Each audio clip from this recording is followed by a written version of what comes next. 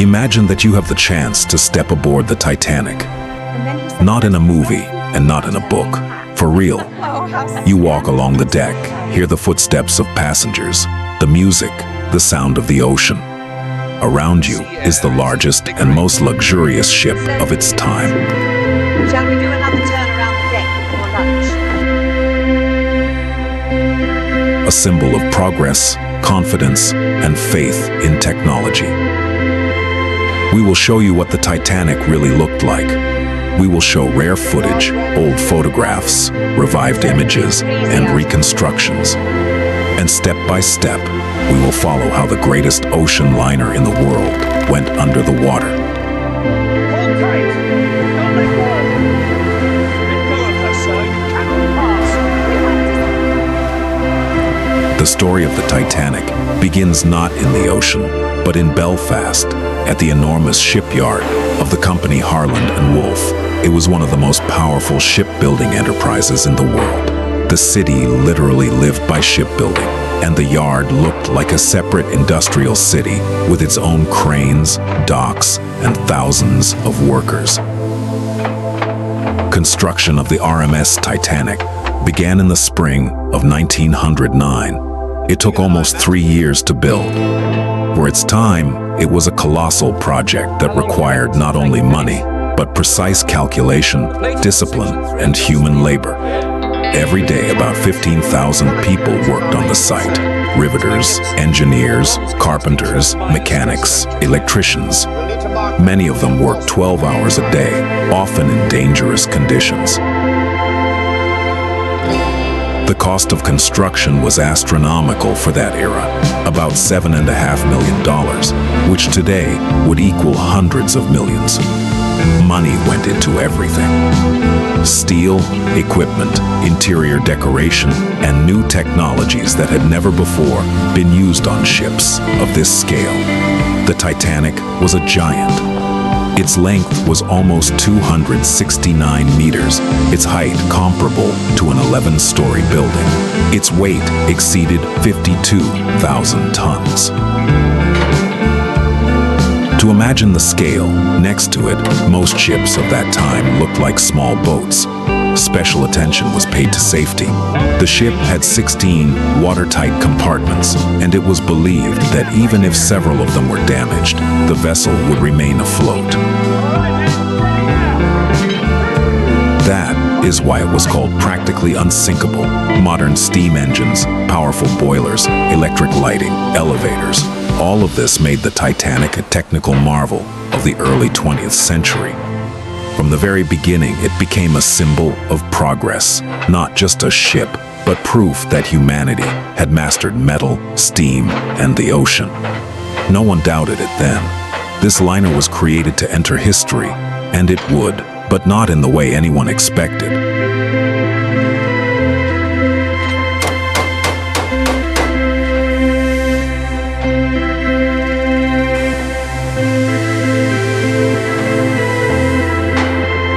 But the most important thing about the Titanic was not its size. The most important thing was what was inside it. Inside the Titanic, there was not one world.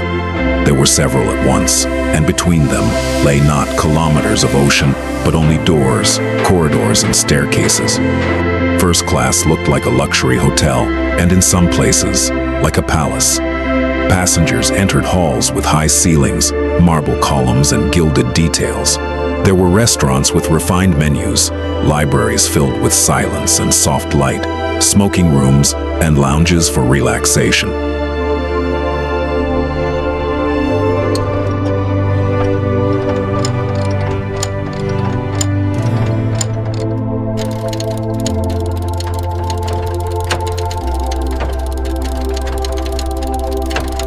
On board, there was a heated swimming pool, a rarity for that time. There were elevators, thick carpets, crystal chandeliers, and expensive tableware.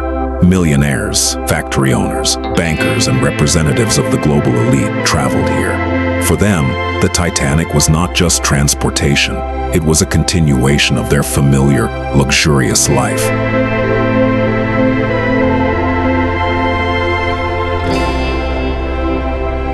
A Among the first-class passengers were people whose names were known throughout America and Europe. On board was one of the richest men of his time, John Jacob Astor IV, heir to a vast fortune and owner of real estate in New York. Traveling nearby was industrialist Benjamin Guggenheim, a representative of the famous dynasty. Also on the ship was the married couple Isidor Straus and Ida Straus, owners of the Macy's department store chain. In second and third class, there were no famous names, but there were thousands of ordinary people, teachers, workers, farmers, young families with children. Their names did not appear in newspapers, but they made up the majority of the Titanic's passengers. The interior spaces of the RMS Titanic were designed not as a ship, but as a luxury hotel on water. Architects and designers deliberately avoided a nautical style.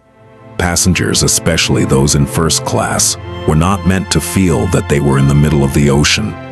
Everything around them was intended to resemble the finest hotels of London and Paris.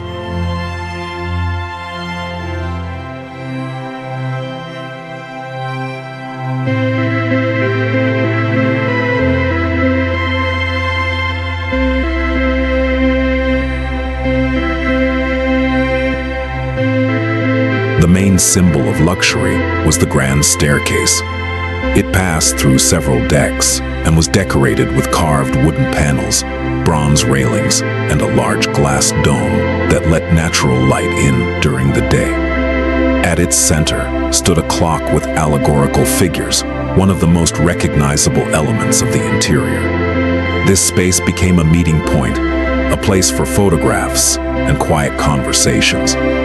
First-class restaurants impressed passengers with their level of service.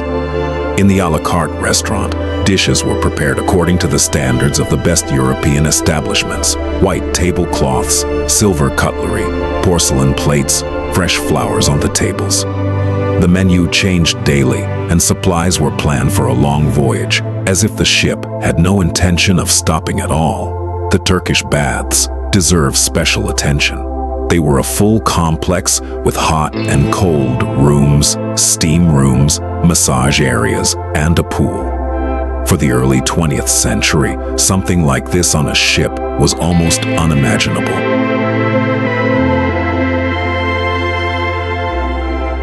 Mosaics, tiles, warm stone, and soft lighting were used to create the atmosphere of an elite spa. First-class cabins stood out not only for their size, but also for their style. Some were decorated in the style of Louis XVI, others in Georgian or Victorian styles. Inside were soft sofas, dressing tables, wash basins with hot and cold water, electric lighting, and call buttons for the staff. All of this made the journey as autonomous and comfortable as possible. Even public spaces, libraries, smoking rooms, lounges, were designed as places meant for long stays. People read, played cards, discussed business and news. The interior seemed to tell passengers, "You are here for a long time. There is no need to hurry." It is also important that the luxury of the Titanic was carefully thought out. It was not aggressive or flashy, but created through details, quality of materials, and a sense of space. This was not showy splendor, but the quiet confidence of a wealthy world where comfort was considered normal. That is why many passengers did not want to leave the ship until the very last moment. Inside it was warm, bright, and calm. Everything around looked far too solid to believe that this world could disappear in just a few hours.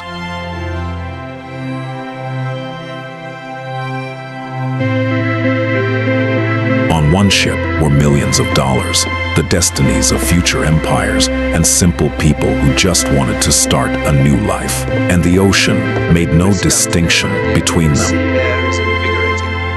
On board the RMS Titanic on its maiden voyage were about 2,200 people. Among them were approximately 1,300 passengers and about 900 crew members. It was a true floating city, where life was in constant motion every day.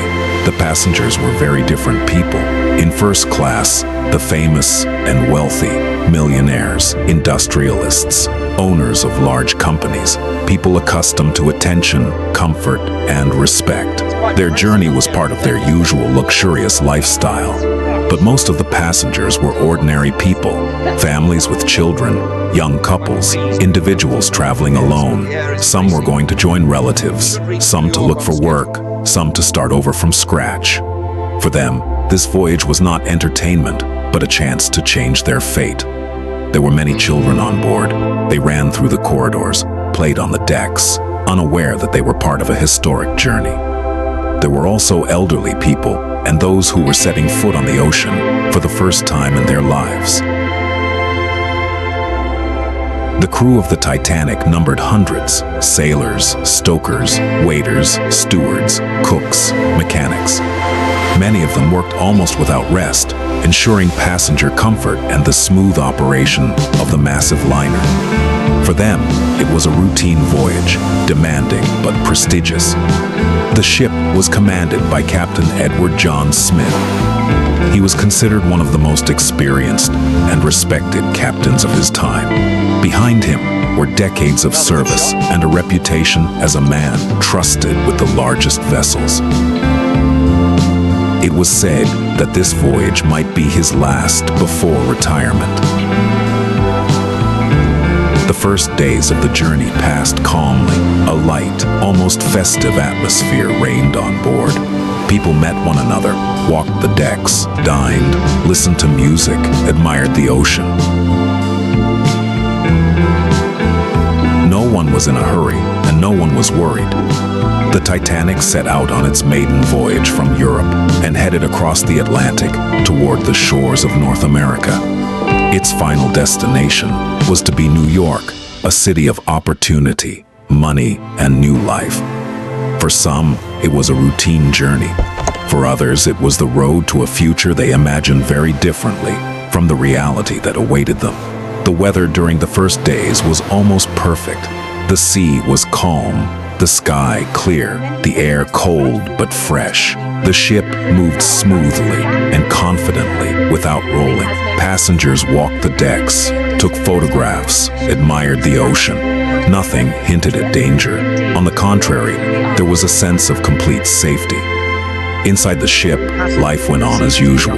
Dinner was served in the restaurants. Music was playing. Waiters moved quickly between the tables. In the lounges, people talked, laughed, discussed plans. Some read, some wrote letters. Others simply enjoyed being aboard the most modern ocean liner in the world. Warnings about icebergs were received. Radio operators got messages from other ships, reporting ice on the route. But such warnings in the Atlantic were common.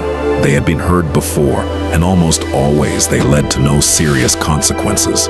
Besides, the Titanic was considered reliable and safe, and the ocean that evening looked calm and friendly. Confidence in technology, the experience of the crew, and good weather created the feeling that there was no reason for concern.